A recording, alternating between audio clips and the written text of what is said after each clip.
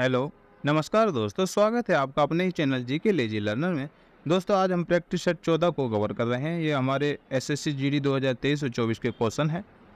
दोस्तों बहुत ही important question है और आपकी प्रतियोगी परीक्षा में पूछे ही जाएंगे। चलिए स्टार्ट करते हैं हमारे फर्स्ट क्वेश्चन से। फर्स्ट क्वेश्चन है हमारा, निम्नलिखित में से कौन सा त्यौहार असम में देवी कामाख्या के मासिक धर्म की अवधि को चिन्हित करता है?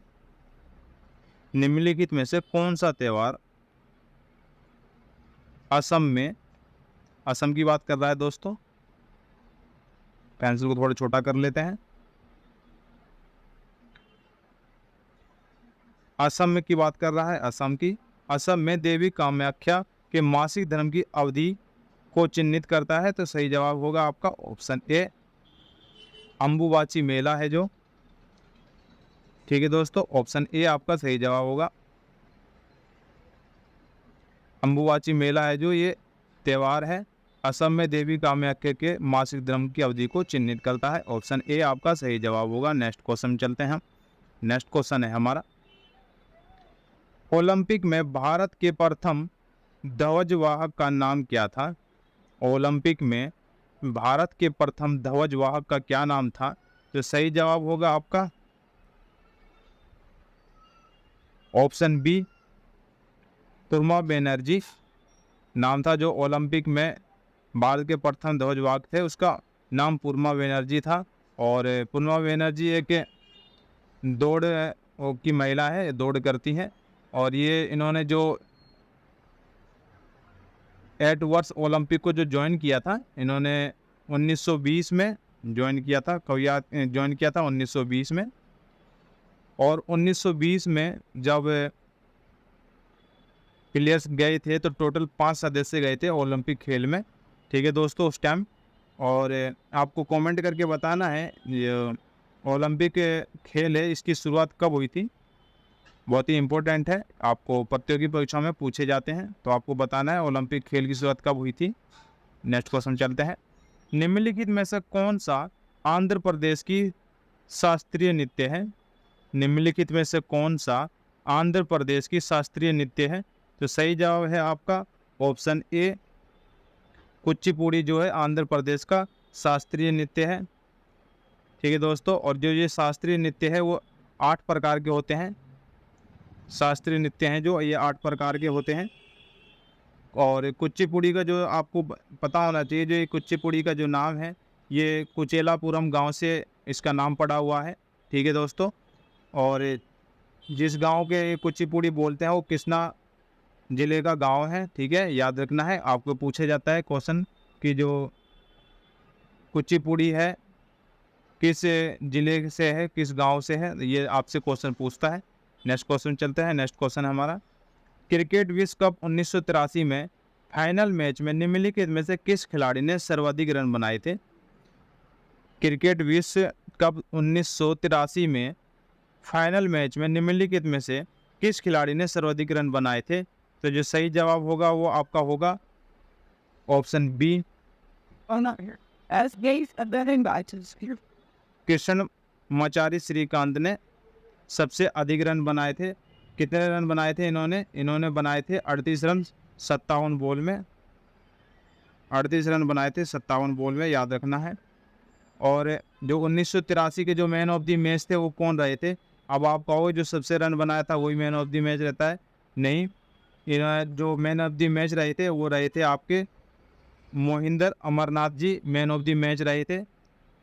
ठीक है दोस्तों, इन्होंने क्या किया था, मोहिंदर अमरनाथ जी ने 12 बॉल में 3 विकेट लिए थे, इसलिए ये 1983 का मैन ऑफ द मैच था। जो मैन ऑफ द मैच रहे थे वो मोहिंदर अमरनाथ जी रहे थे। ऑप्शन अगर आपसे पूछा जाए तो मोहिंदर अमरनाथ जी आपका सही जवाब होगा। नेक्स्ट क्वेश्चन चलते हैं, एम चिन्नास्वामी क्रिकेट स्टेडियम किस शहर में स्थित है? एम चिन्नास्वामी क्रिकेट स्टेडियम किस शहर में है? तो ये क्रिकेट स्टेडियम है जो एम चिन्नास्वामी, वो कोलकाता में है। ऑप्शन ए आपका सही जवाब होगा। मुंबई में जो स्टेडियम है वो वानखेड़े स्टेडियम है। मुंबई में जो स्टेडियम है वो वानखेड़े स्टेडियम है। और दिल्ली में जो स्टेडियम है और अरुण जेटली स्टेडियम है। ठीक है दोस्तों, याद रखना है। अरुण जेटली स्टेडियम का पुराना नाम आपको बताना है। अरुण जेटली स्टेडियम का पुराना नाम क्या था? ठीक है, नेक्स्ट क्वेश्चन चलते हैं।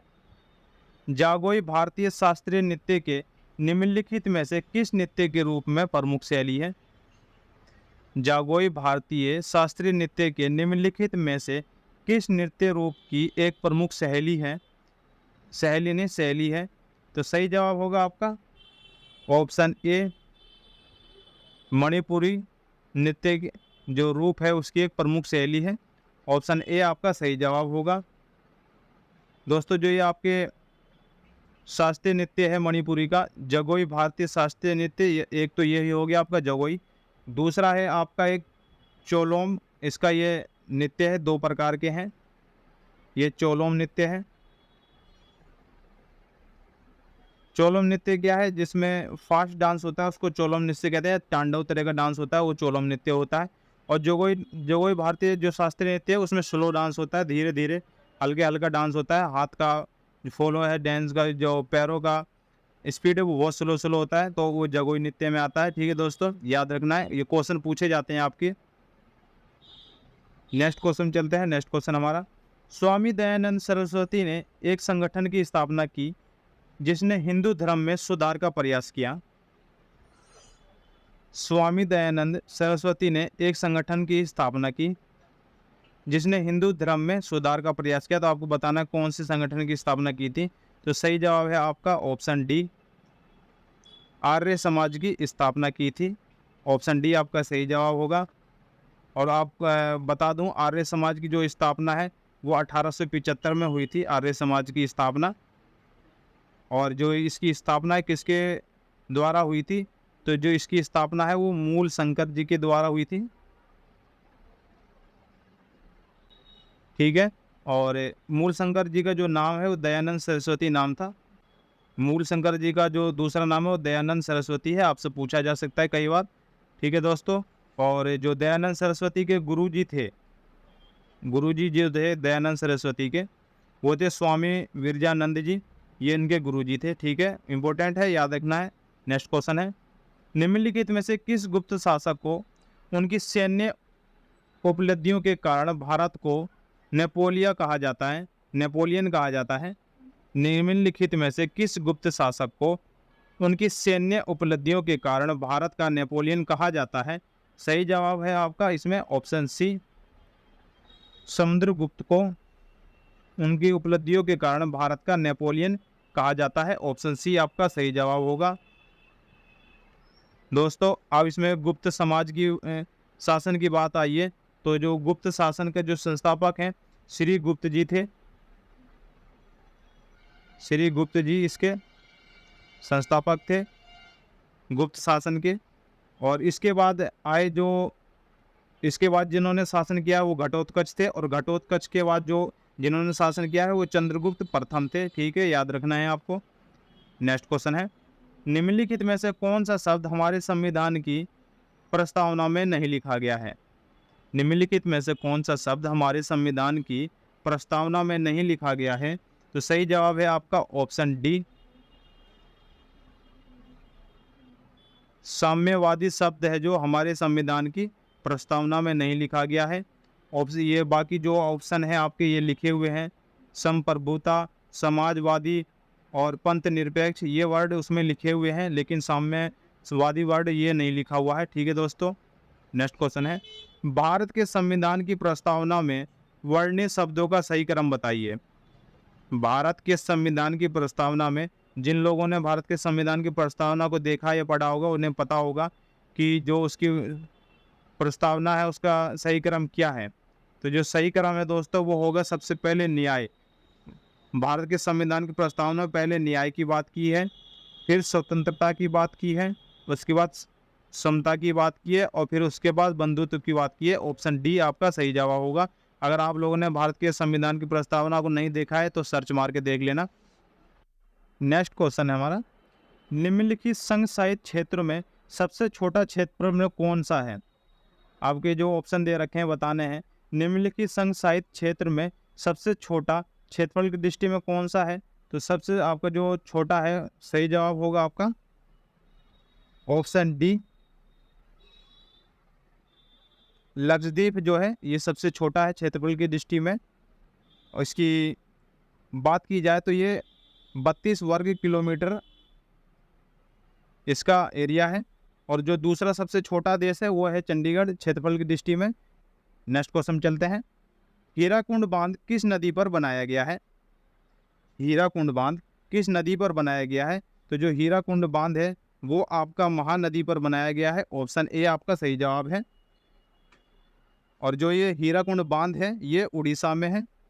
कहाँ पर है दोस्तों? उड़ीसा में है। ये उड़ीसा में है हीराकुंड बांध। और ये जो भारत का है ये सबसे लंबा बांध है। भारत में पहली संपूर्ण जनगणना कब की गई थी? क्वेश्चन ध्यान से देखिए क्या कह रहा है। भारत में पहली संपूर्ण जनगणना कब की गई थी? जो संपूर्ण जनगणना है वो आपकी की गई थी 1881 में संपूर्ण जनगणना की गई थी। कई बार पूछा जाता है कि जो पहली अनियमित जनगणना है वो कब की गई थी? जो पहली अनियमित जनगणना है वो आपकी हुई थी 1872 में। दोनों अलग अलग क्वेश्चन हैं, याद रखना है, अच्छे से याद कर लेना। 1881 में संपूर्ण जनगणना हुई थी। इसके बाद कंटिन्यू जनगणना होने लगी थी, प्रति वर्ष हर 10 साल में जनगणना होने लगी थी। और जो पहली अनियमित जनगणना थी वो 1872 में हुई थी। दोनों अलग अलग क्वेश्चन है, याद रखने हैं आपको। नेक्स्ट क्वेश्चन है, महात्मा गांधी नई श्रृंखला के 50 रुपये के बैंक नोट का आधार रंग खालिस्तान है। आधार रंग खालिस्तान क्या है? तो सही जवाब है आपका ऑप्शन सी, फ्लोरोसेंट नीला इसका कलर है 50 के नोट का। और जो लेवेंडर है इसका कलर किसके नोट पर है? 500 के नोट पर इसका कलर है लेवेंडर कलर। ठीक है दोस्तों, आपको कमेंट करके बताना है चॉकलेट भूरा कलर कौन से नोट पर है।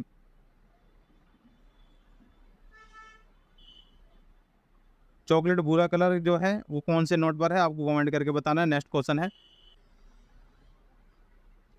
वह तापमान जिसका पाठ्यांक फ़ारेनहाइट और सेल्सियस दोनों पैमाने पर समान रहता है, तो बताना है कौन सा तापमान है। तो सही जवाब है आपका -40 डिग्री सेल्सियस है। ये -40 डिग्री जो सेल्सियस है इस पर फ़ारेनहाइट और सेल्सियस दोनों का जो तापमान है वो समान रहता है। नेक्स्ट क्वेश्चन है, खालिस्तान के लिए रासायनिक सूत्र H2SO4 है।